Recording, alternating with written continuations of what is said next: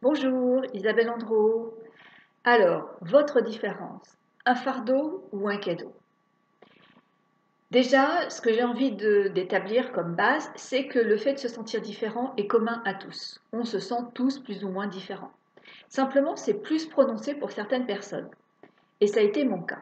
C'est-à-dire que on a une structure émotionnelle qui est différente, plus riche intérieurement, on a plus d'émotions, on a des émotions plus fortes, ce qui constitue par moments un fardeau.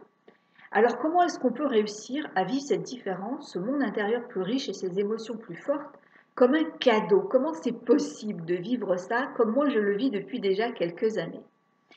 Eh bien, vous allez pouvoir faire de votre différence un cadeau et la ressentir comme telle lorsque vous aurez fait une grille de lecture différente que celle dans laquelle vous êtes. Alors de quoi est constituée cette grille de lecture?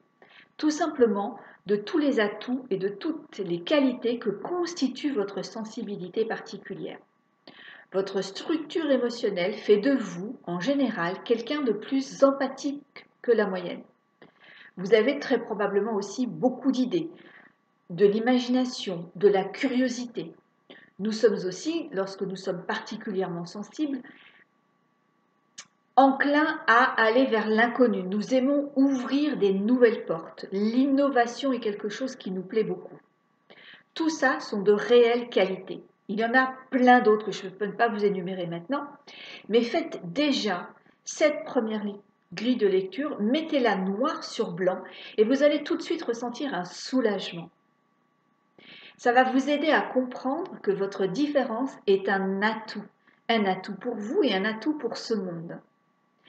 Si vous ne réussissez pas à voir cette différence comme un atout, vous allez faire comme ce que j'ai fait par le passé, c'est-à-dire chercher à vous adapter, même voire à vous suradapter à ce monde pour glisser dans le moule, pour ne plus vivre votre différence comme un fardeau.